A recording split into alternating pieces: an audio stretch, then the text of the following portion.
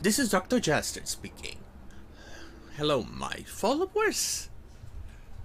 I'm here bringing you this video to give you an alternative to the sorry state that comic books have been lately, from Marvel to DC Comics or other publishers who have been pandering to the SJWs and the ultra left, or the regressives if you prefer, and the quality has been decreasing exponentially in drawing quality and storylines, and quite frankly I don't think it's worth your money. But the alternative here will make you buy more comic books, and quite frankly, who doesn't like Ducktales, right? These comics are based on it, or at least looks or the storylines are similar.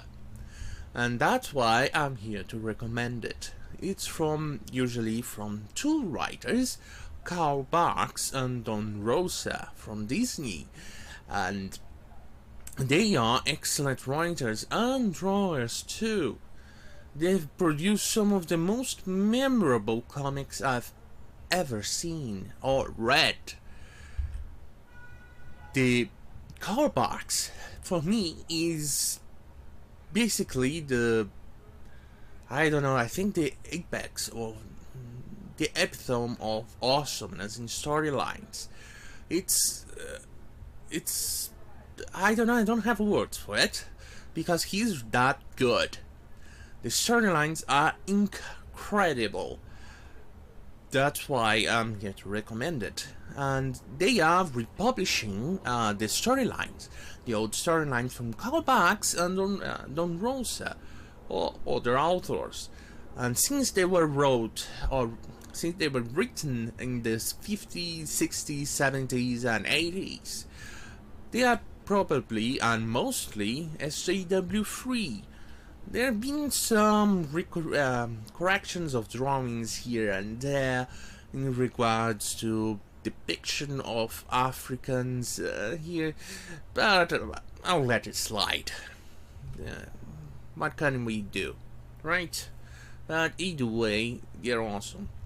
They are republishing them on a thick book with hardcover and excellent printing quality in paper too, and they recolor them. So you are in for a treat with a writer like Carl Barks. You will enjoy it because it's like watching Ducktales, but in a comic book format. It's awesome. These comics may not have the same characters that Ducktales had, and it doesn't really matter. There's Donald Duck and his nephews and Uncle Scrooge included, and the stories mostly focus on them. It's usually adventure and going to really exotic lands, kind of like what we had in movies and books from the 1920s and 30s. They were quite awesome, and the storylines are kind of like that, what Carl Barks wrote. He obviously wrote other stuff, or other types of storylines, and they are awesome too, but this time I'm kind of focusing only on that particular storylines and type of comics. He was a genius. For example, we have an example of how awesome it is. Sure, the drawings are old. They may not have the same details of what we have today, and that's true even for the superhero comics back in those days, and they are awesome. I think you should really reconsider, because why not? Instead of buying a comic book that's more painful to read than pulling your nose hairs out, then actually, you know what? I'm gonna prove it. Pulling my nose hair out, it's much more...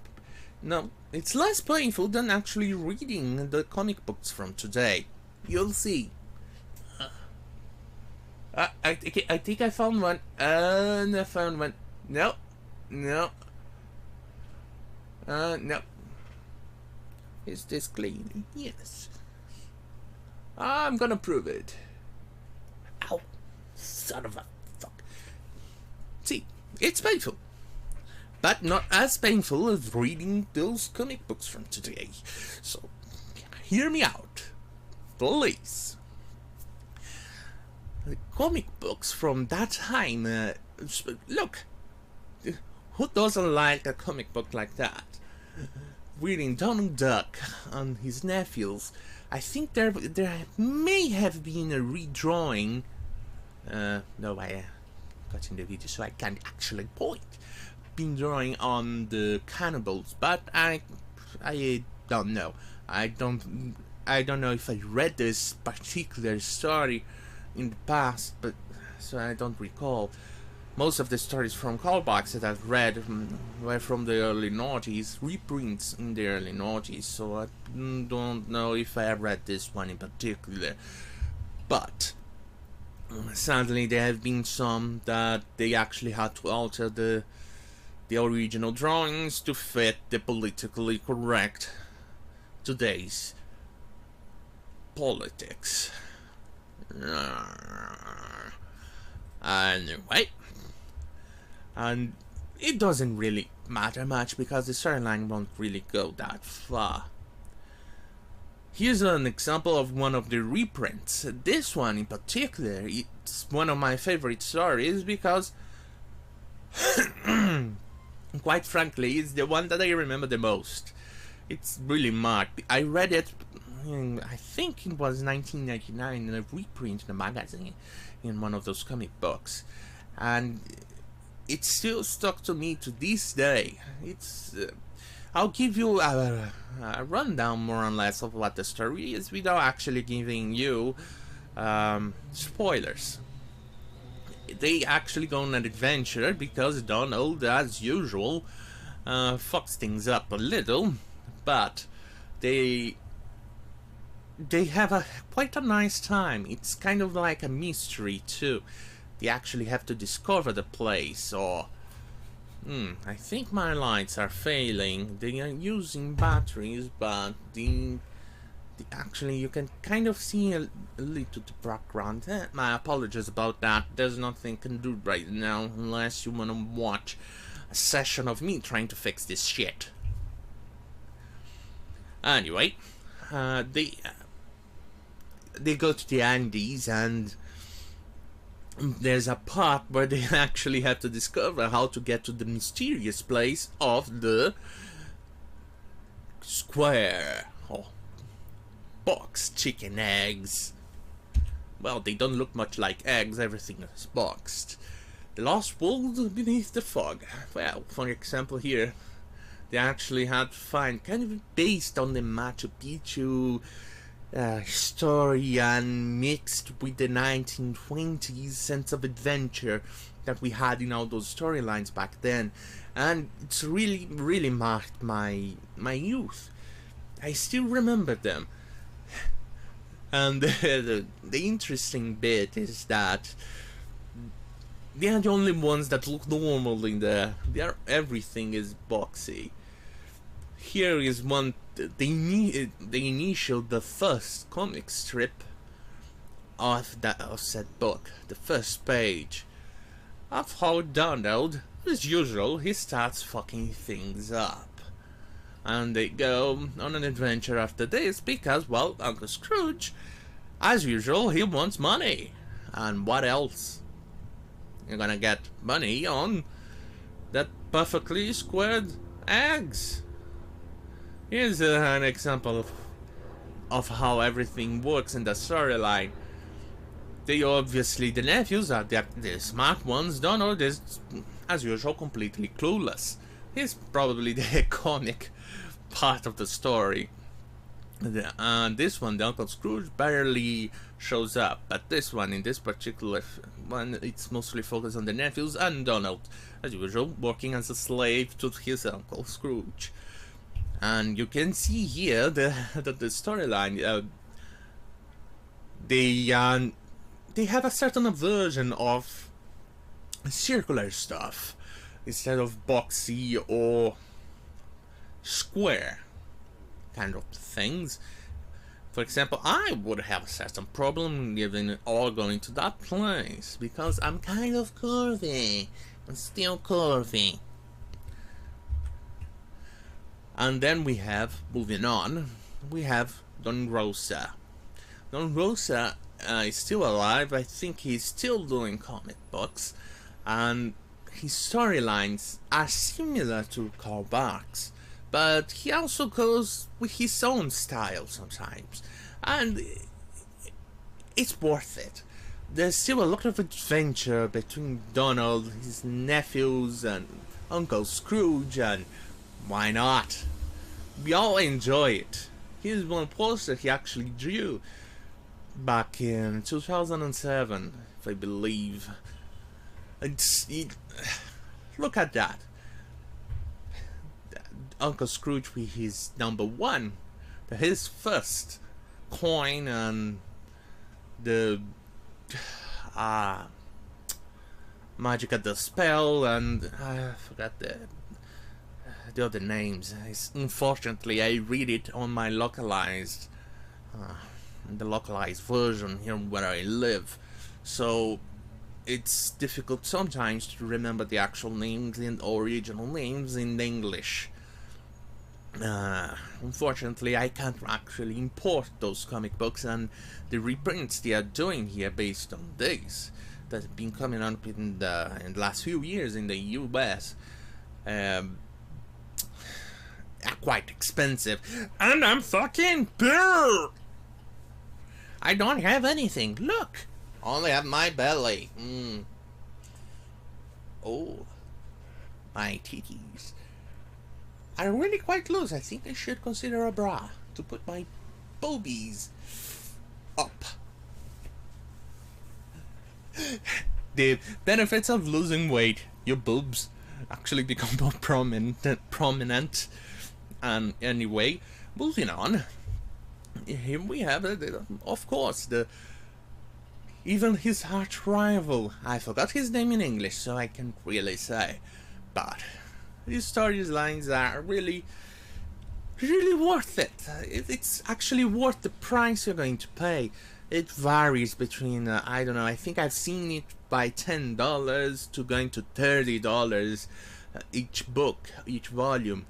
And you really ought to invest on those comics. It's really worth it.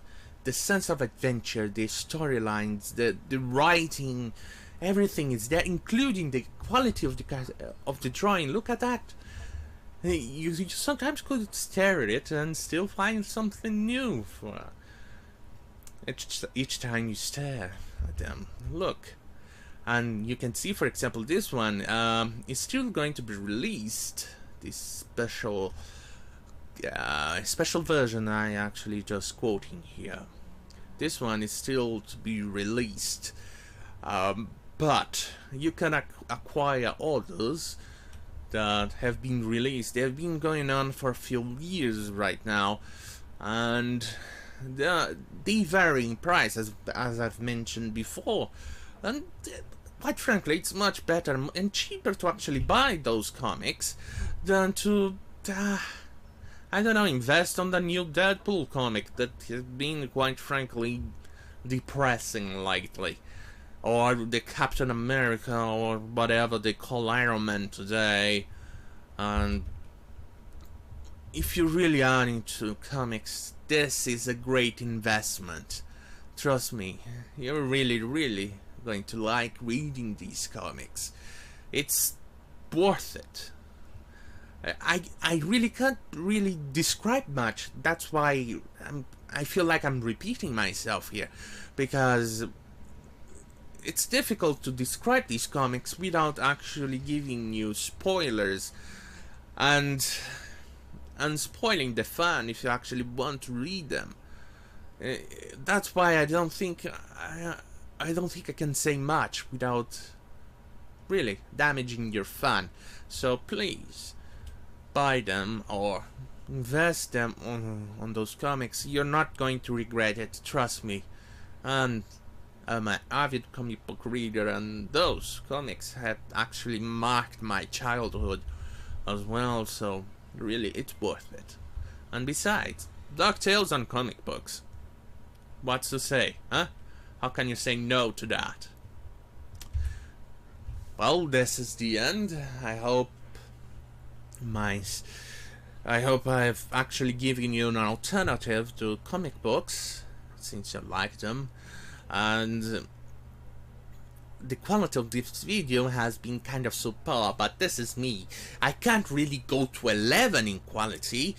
I have to stick to about 3 or 4 because I'm gonna damage my branding. My branding is too half-assed, shitty stuff, and what's better than half-assed and shitty stuff than this video?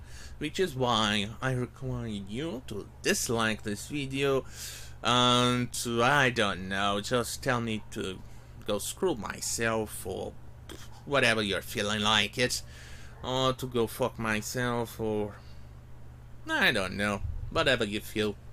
I'll be alright. So don't forget to dislike. So I'm staying right here because tomorrow I have a lot to do, and today I still need to cook for fishes as I'm going fishing. Voila. Fuck you, vegans. I'm gonna fish and I don't care.